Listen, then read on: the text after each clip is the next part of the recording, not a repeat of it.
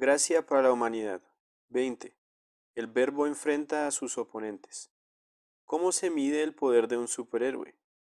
Se mide por la oposición que enfrenta y por los aprietos en que su enemigo lo coloca. ¿Qué oposición enfrentaba Jesús?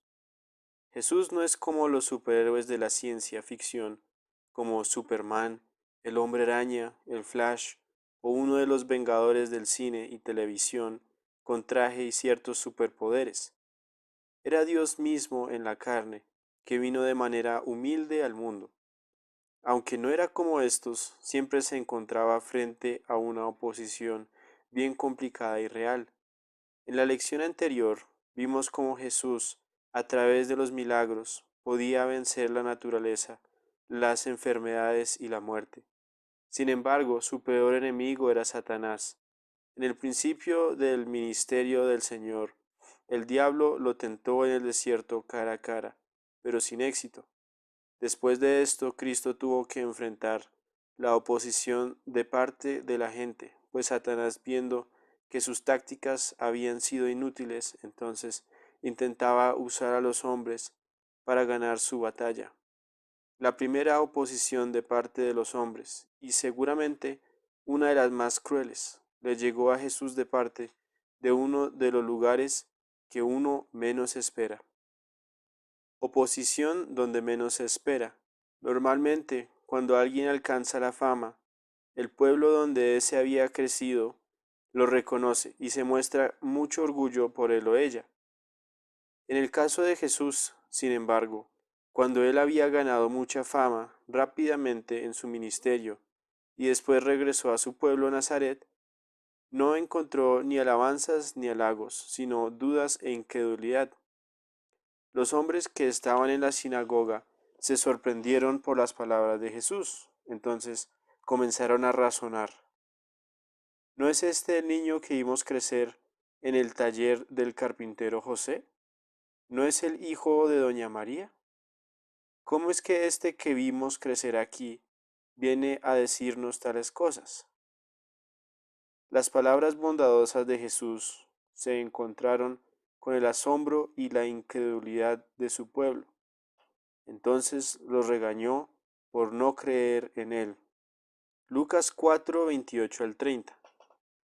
¿Cómo respondieron los hombres ante la reacción de Jesús? Jesús siempre tenía la maravillosa habilidad de llegar al corazón, no solamente al del tema, sino al de la gente con quien hablaba.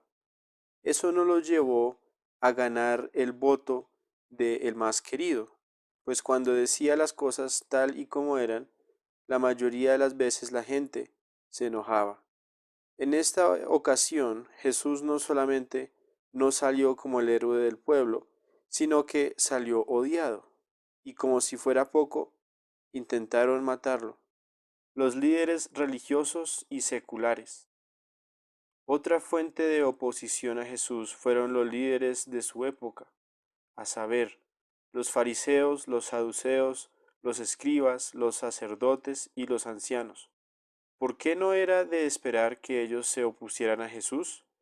Era de esperarse que los líderes religiosos fueran corriendo a él y que lo aceptaran y honraran como Mesías, pues sus antepasados los habían preparado para su venida a través de la enseñanza de sus escritos y de las escrituras mismas. Pero en lugar de amor y gozo, le hicieron como si fuera señas de desaprobación con su pulgar hacia abajo, y además le dieron la espalda, mantuvieron su distancia, lo molestaban con preguntas que pretendían hacerlo caer en algún error, lo rechazaron y lo deshonraron con su incredulidad. ¿Por qué se opusieron tan fuertemente a Jesús? Aunque la Biblia no lo dice con claridad, las siguientes son posibles razones que podrían contestar a esa pregunta. Esperaban algo diferente del Mesías, que fuera un rey conquistador y no un profeta que sanara. Pensaban, el Mesías debe portarse como uno de nosotros. Esperaban que Jesús fuera como ellos en cuanto a la manera de ver las cosas, de vestirse, de comer, de hablar y de actuar. Él no cabía en su cultura. Creían que sus discípulos estaban mal escogidos, porque pensaban que los pescadores y los recaudadores de impuestos no podían ser de ninguna manera seguidores apropiados para el verdadero Mesías. Seguramente razonaron, si realmente es el Mesías, escogería al menos a alguno de nosotros para seguirlo. El orgullo frente a su mensaje y la presión de estar de acuerdo en todo con el grupo los llevó a odiar al mismo Mesías que sus ancestros tanto habían esperado. Fueron demasiado orgullosos como para ver el error de sus propios esquemas de pensamientos y actitudes personales para arrepentirse, uniéndose más bien a Cristo. Vieron a Jesús como un rival y sintieron celos de su fama entre la gente. El diablo se aprovechó de la dureza de sus corazones para lograr sus propósitos de oponerse a Jesús.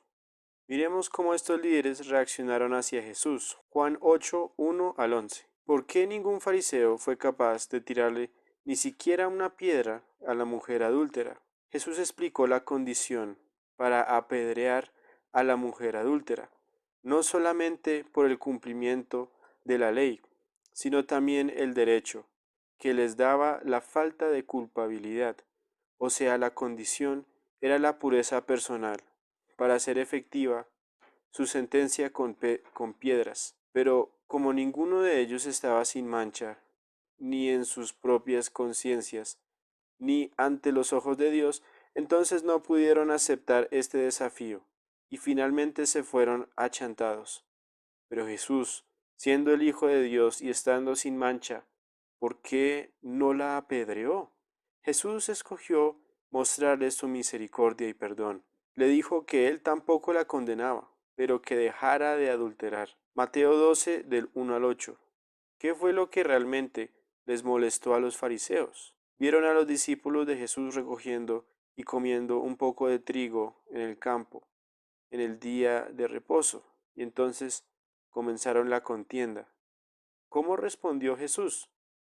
Jesús les dio a entender que lo que sus discípulos estaban haciendo no era malo, al igual que lo que David y sus hombres hicieron tampoco fue malo. Primera de Samuel 21, 1 al 6. Porque Dios conocía las verdaderas intenciones de sus corazones. 2. Jesús les explicó que Dios desea misericordia más que sacrificios. Miqueas 6, 8. Jesús les dijo que Él era mayor que el templo y que era el Señor del día del reposo. Mateo 12, 9 al 14. ¿Cuál era su molestia ahora? Sintieron que estaba mal hecho de parte de Jesús sanar en el día de reposo, porque, según ellos, este era un trabajo. ¿Será que Jesús pecó por trabajar en el día de reposo? Jesús solamente había roto la estricta interpretación de la ley de Moisés que tenían los fariseos. De todos modos, no rompió la ley porque Él era Dios mismo, y por lo tanto, todos los días de reposo le pertenecen.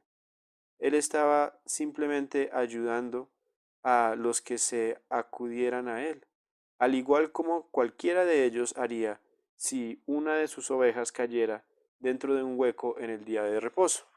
Los fariseos estuvieron tan enfadados con Jesús que empezaban a buscar la manera de deshacerse de él. ¿Por qué sería que ellos estuvieron tan marcadamente en contra de él en este momento? Unos momentos antes Jesús les había dicho que él era mayor que el templo. Versículos 5 al 6. Para los fariseos casi nada era más sagrado que el templo. Por eso esta afirmación les subió la sangre.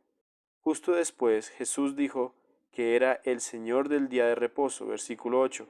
Al decir esto, se proclamó como el fundador del día de reposo, y los fariseos sabían bien que fue Dios el Creador quien estableció el día de reposo para el hombre. Entonces, el reclamo de Jesús los hizo enojar aún más, haciendo que ellos rehusaran por completo a creer en él. ¿Cómo puede él pretender ser Dios? Rompe el día de reposo. El rechazo. Mateo 12, 22 al 45. Aquí también los líderes religiosos acusaron a Jesús de expulsar demonios por el poder del diablo. Versículo 24. Esto fue un grave error de su parte. Jesús estaba ofreciéndoles el reino y mostrándose a sí mismo como su Mesías y Rey. Ellos lo rechazaron como Mesías y además mostraron su incredulidad al acusarle falsamente de estar del lado del diablo. Tan grave fue esta situación que Jesús los reprobó por haber blasfemado contra el Espíritu de Dios, quien realmente le daba el poder para expulsar los demonios, y les advirtió que su actitud era imperdonable. Jesús atacó su incredulidad y los regañó bastante fuerte por su maldad. Así que cualquier oportunidad que hubiera tenido para acceder al reino de Dios a causa de su actitud arrogante, les fue totalmente denegada a partir de su blasfemia. Parecía entonces que Jesús había perdido su tiempo en venir a la tierra. ¿No sabía Dios que los líderes religiosos iban a rechazar a su Hijo Jesús? ¿Por qué enviaría Dios a Jesús a la tierra solo para ver la oferta de su reino rechazada? Dios siempre sabe lo que hace, y entonces Jesús también sabía lo que hacía. Lo que hay de considerar es que había mucho más dentro del plan de Dios que venir solamente a ofrecer su reino a los judíos. Él sabía que iban a rechazarlo. Realmente contaba con eso, porque vino no para ser rey, sino para ser salvador. Mateo 18:11. Ya vendrá el momento en que regrese con toda su gloria y esplendor para ser el gran rey. Mateo 15 del 1 al 11. Y en esta ocasión, ¿qué fue lo que les molestó a los fariseos y escribas? Ellos notaron que los discípulos de Jesús no cumplieron con la ceremonia de lavar sus manos antes de comer. Esta era una tradición que pasaba de generación en generación a través de los maestros antiguos. Los fariseos argumentaron que si Jesús era tan santo, entonces debería requerir el cumplimiento de estas cosas santas de parte de sus hombres. ¿Cómo respondió Jesús ante esta crítica? 1. Jesús atacó la tradición diciendo que ciertas tradiciones los llevan a romper la ley. 2. Los llamó hipócritas y les dijo que estaban siguiendo solamente las reglas de los hombres en lugar de honrar a Dios. 3. Jesús les aclaró que lo que contamine al hombre no es lo que uno hace por fuera, sino lo que hay dentro de uno. Mateo 22, 23 al 33. Ahora era el turno de los saduceos. Su pregunta se trataba de la resurrección, y en su opinión era una adivinanza incontestable, pues ellos no creían en la resurrección. Pero Jesús pacientemente les mostró su error al enfatizarle que Dios no es un Dios de muertos, sino de vivos. Los creyentes del Antiguo Testamento todavía viven y están con Dios. Jesús le lanza una pregunta a los fariseos. Mateo 22, 41 al 46. Los fariseos se reunían como lobos buscando la mejor estrategia para volver a atacarlo. Jesús no se dejaba agazapar por esta pequeña manada de lobos. Y ahora, él cambió su estrategia haciéndoles la siguiente pregunta. ¿Quién, en su opinión, es el Cristo? Ahora, Cristo significa Mesías en griego. Ellos pensaron que la respuesta era fácil y contestaron rápidamente. Es el hijo de David. Los fariseos sabían que Jesús pretendía ser el Mesías y que era de la descendencia de David, pero no creían en él. Entonces Cristo les usó una adivinanza. ¿Por qué David, el padre del Mesías, llamó al Mesías Señor? En Salmo 110:1. Si David es su padre, ¿cómo puede el Hijo ser su Señor? Con eso Cristo les muestra el error de su teología. Ellos no creían que el Mesías iba a ser Dios encarnado. Cristo les mostró contundentemente que el Mesías es el Señor de David, entonces es Dios. Eso en sí era la razón teológica del por qué no aceptaron a Jesús. Pero Jesús les mostró con la palabra que estaban equivocados. Jesús tan sabiamente los confrontó con esa pregunta que les dejó a estos expertos sin palabras. Pero los fariseos continuaban buscando nuevas maneras de deshacerse de él, esperando siempre el momento preciso. Estaban congelados en su incredulidad a pesar de todos los increíbles milagros, hechos y palabras de Jesús. ¿Por qué para ellos era un enemigo a quien tenían que vencer a toda costa? Igual a Dios. Juan 5, 16 al 18. Tenían razón los fariseos y líderes religiosos que rechazaron a Jesús en pensar que Él no era Dios, que no era el Mesías y que realmente venía de parte del diablo. Algunas personas en la actualidad están de acuerdo con los fariseos y otros líderes en cuanto a Jesús. Creen que Jesús era un falso, pero ellos no pueden negar su existencia, ya que la historia misma muestra más sobre él que de cualquier otra figura en la historia de la humanidad. Entonces el único camino que les queda es de negar que él es quien decía ser.